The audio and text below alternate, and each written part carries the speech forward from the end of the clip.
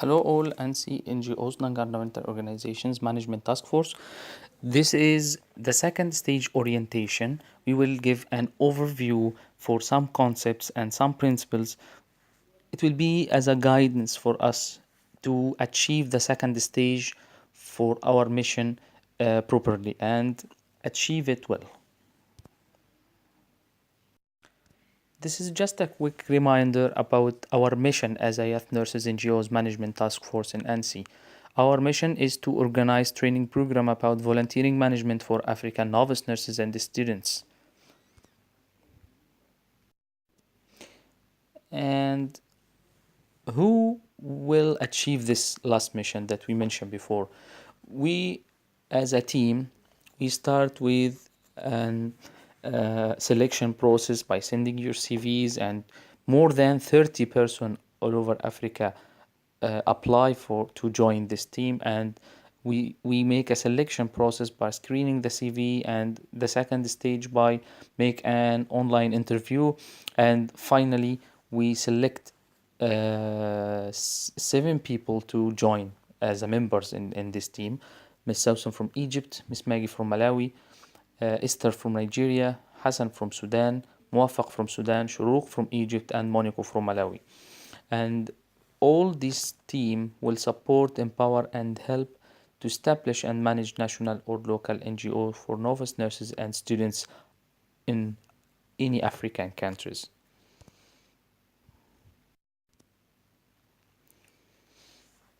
We already discussed before that we have 3 objectives in this task force.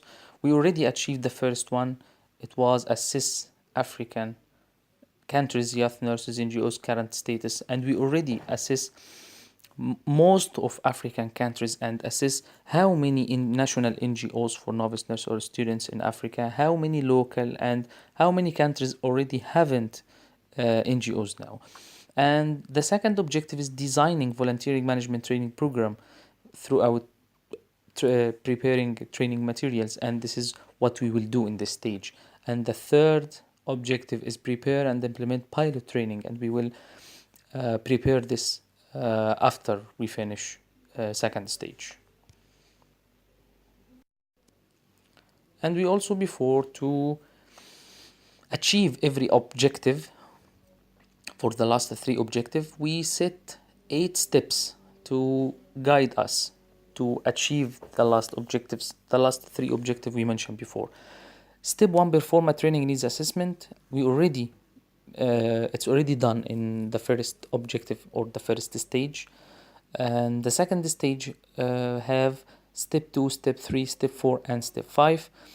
And this is what we will do in this second stage. We will discuss it in details, and from step 6, step 7, and step 8 it will be discussed later in when we make orientation for stage 3. So you will speak about step 2, keep adult learning principles in mind. Step 3, develop learning objectives. Step 4, design training materials. Step 5, develop your training materials. We will discuss in details learning principles in mind, and step number 3, develop learning objectives later in this orientation session. But I want to highlight the step number 4, design training materials and develop your training materials. In step number 4, design training materials, we already start to distribute the lectures or proposed titles of the lectures. Everyone will take 5, as we already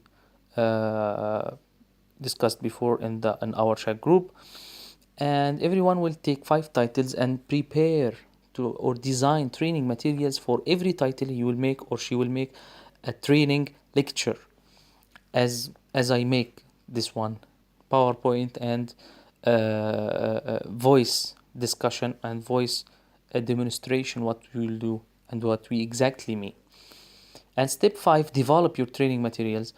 After we will make peer review. Peer review, as we discussed before in the last lecture, that the peer training or peer education, peer, that mean that some people in the same time or at the same age, have the same interesting, and make education or review with each other. So we will follow the concept of peer review. After you will make the training program, we all connected together and develop everyone and other training material.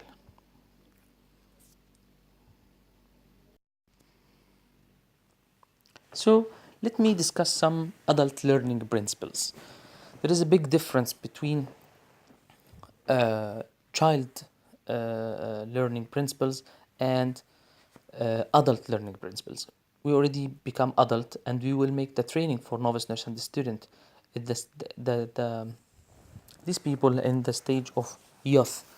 So there is big difference between the education or learning for the child and in the adult. We will discuss in details.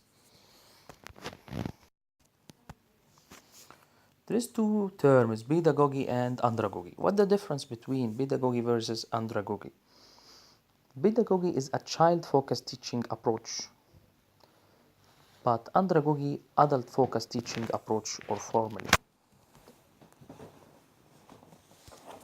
This is pedagogy is training for or learning for children in primary school or preparatory school. It will focus as in the picture below that it's centered, teacher centered or content centered. The teacher is the only one who sends the message, who sends the content to all the childs or kids have to just listen and learn from one teacher. But andragogy or adult learning, it make a connection between the teacher or the learner and the educator and the trainer and the trainees. It's about a network of connection. So there is some principles to differentiate between child education or learning and adult learning. We will discuss it in details.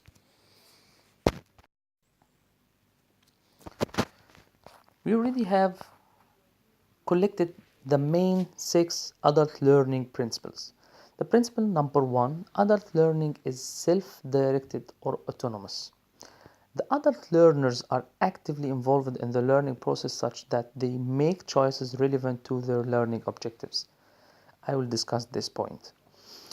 If you are an adult one and need to learn other adult one, you have to be, as a trainer, you have to connect what you give to this one, it be relevant to learning objectives.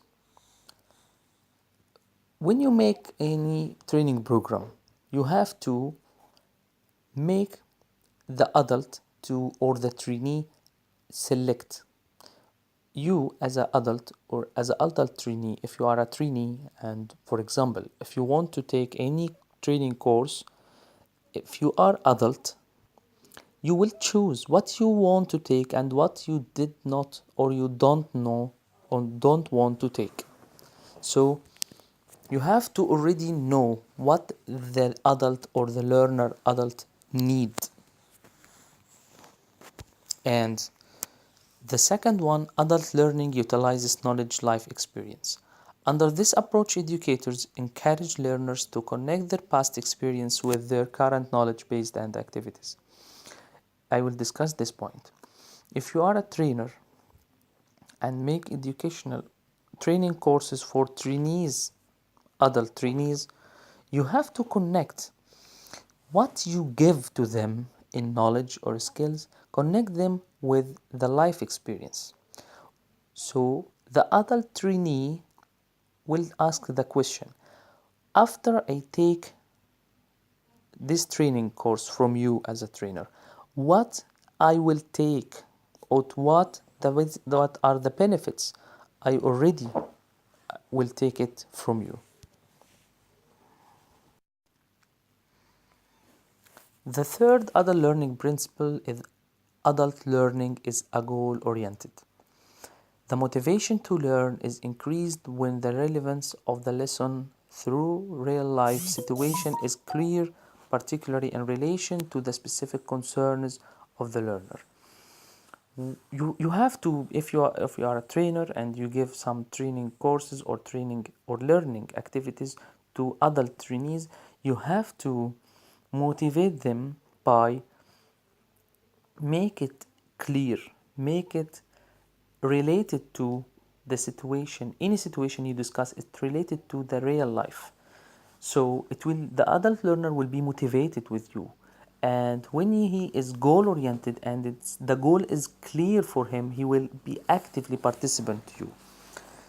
The fourth adult learning principle is adult learning is relevancy oriented. One of the best ways for adults to learn is by relating the assigned tasks to their own learning goals. When you make it any assignment for the trainees, you have to make it more related to the learning objectives or learning goals. You have to show your commitment to the adult learners to follow and accept your training courses.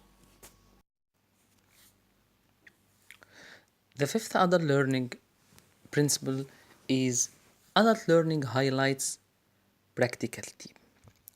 Practicality, or doing in practice, placement is a mean of helping students or learners to apply the theoretical concepts learned inside the classroom into real life situations.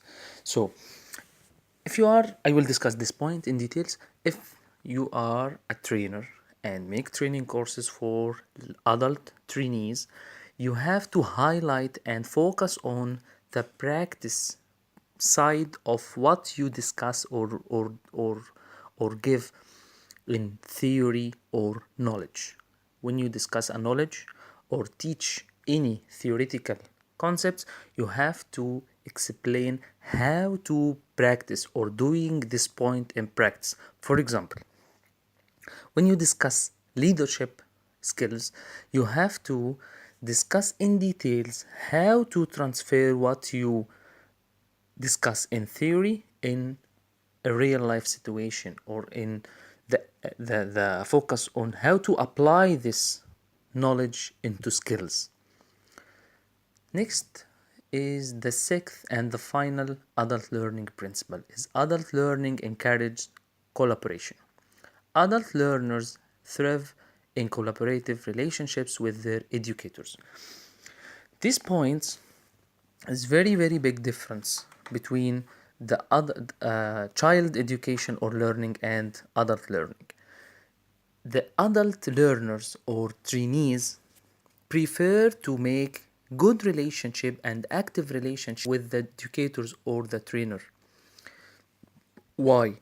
To exchange the life experience between each other, to ask more questions about the knowledge maybe they need, because we have to remember that all of this is because the adults prefer to be goal oriented and prefer to select some points to achieve or get from you.